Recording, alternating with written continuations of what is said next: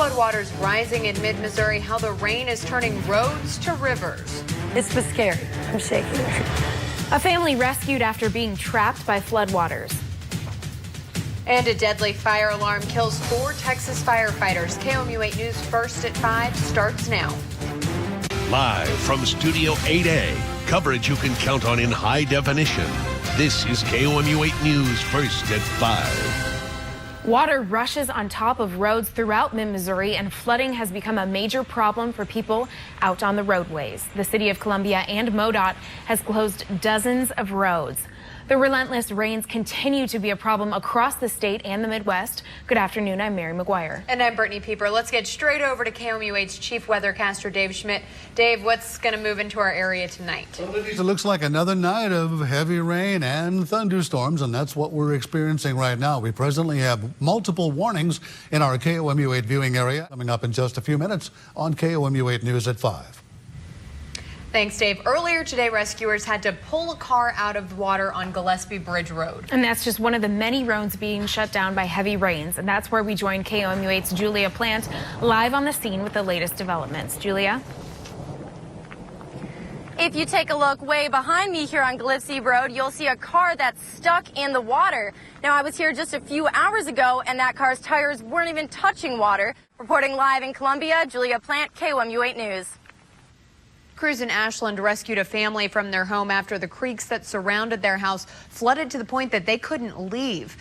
Jessie Benedict says she and her husband Shannon and their 2 dogs, General and Gizmo, were reluctant to leave the property. They finally decided to go, but after trying several ways to get out of their home, had to call 911. Boone County water rescue boats had to travel about a half mile from the road to get to the house. Officials say the water was about 10 feet deep in some places. Jessie says the experience was pretty frightening. Just panicky because, when you're surrounded in water, we had a canoe, but that wasn't going to work, so it's been scary. I'm shaking. Jessie, Shannon, General, and Gizmo plan to stay with a friend until they can get back into their house. The family thinks they should be able to return home by Saturday. Of course, the Missouri River is still rising today. At 2 o'clock this afternoon, the river was recorded at over 26 feet. That's the 39th highest crest in history. The river is expected to continue to rise until Sunday at 6 p.m. when it reaches an expected 30 feet. A city administrator says most buildings were cleared out of the flooding zone years ago, meaning residents shouldn't worry. But some residents are shocked by just how high the river is right now. I've never seen it like this. Once in a while you see it like this, but not real often. Last year we were in drought. This year it's going to flood. I don't understand how that works. There is a lot of large debris in the river that's moving fast. City officials remind everyone not to go in the river.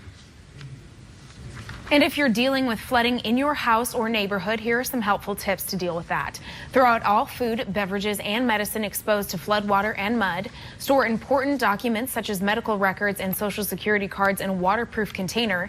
Take pictures of the damage to your house and its contents for insurance claims. And if you come across standing water on a road, turn around and don't try to drive through it.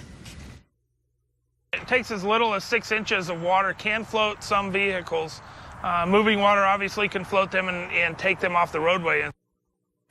Blumenkamp also said it's hard to know what's under the water. Flash flooding could have eroded the roadway, or tree trunks and branches could be hidden under the water and could cause your car to get stuck.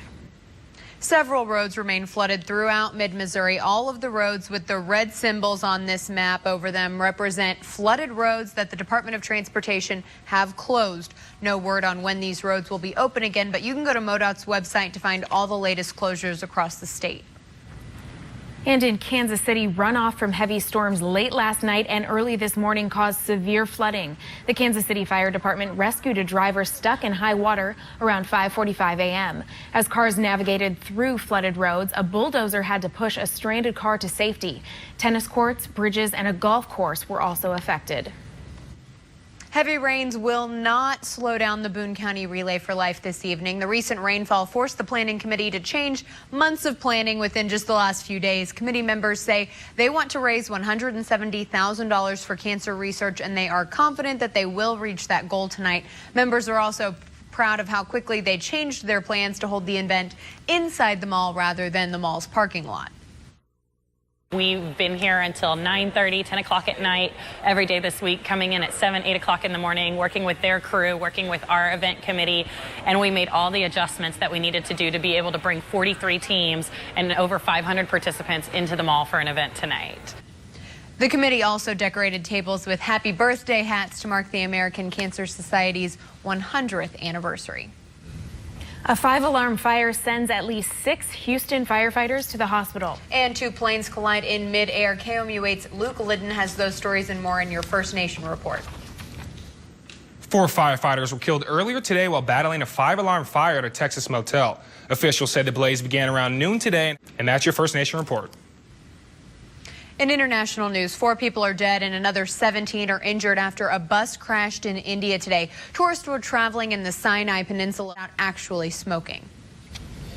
Coming up next, how one local family is trying to raise funds to help out a loved one. And why up in the air isn't the worst place to have a health emergency. Another stormy night with a tornado watch till 10. I'll show you where the storms are and what you can expect next on KOMU 8 News, first at 5. And here's a live look over a rainy Columbia Regional Airport. This is KOMU 8 News, first at 5. Coverage you can count on. Weather with Chief Weathercaster Dave Schmidt. Well, good evening to you. That the Sedalia area, the Morgan County camera. Look at those clouds and of course. Coming up, how one Mid-Missouri family is pitching in to help out one of their family members in need. That's coming up next. Welcome back. One Camdenton family is hosting a fundraiser for a boy with a rare genetic disease tonight. Noah, a 5-year-old boy from Camdenton, is the 5th generation in his family to be born with brittle bone disease, or OI. Noah enjoys NASCAR, golfing, and playing with his pet lizard, Zigzag. Though he enjoys the things that many 5-year-olds do, Noah has had more than 10 broken bones and more than 100 x-rays in his lifetime. I don't want him to live in a bubble, but like, it's your baby. Like, you don't want him to be hurt, and it hurts you when you can't fix them. And I want him to experience everything that there's to offer, but I also want him to just be super safe. The family is hosting a 5K run to benefit OI research at 6:30 at the First Baptist Church in Camdenton. In case of severe weather, the 5K will move to the gymnasium. And in-flight medical emergencies are rare, but if one occurs, there's a good chance a doctor or nurse is available to help. Researchers result of advertising. They sent us pictures showing extreme flooding in your neighborhoods. Coming up, we'll show you a few of those in today's talk. Lots of people experienced flooding throughout mid-Missouri today, and some of you sent in pictures of flooding the roads in your neighborhoods. Take a look. We have a few of them that we got on Facebook. This is the first picture. It shows water damage on a trail along Barnes Chapel Road in Columbia. This is a before and after Hinkson Creek behind a viewer's home. This is what it looked like, and then an hour and a half later it looked like that. This one is a creek that a viewer has to travel over to get to their house. We have another picture. You can see the comparison of the hail in Jefferson City. This picture shows that the hail and the ice is bigger than a quarter.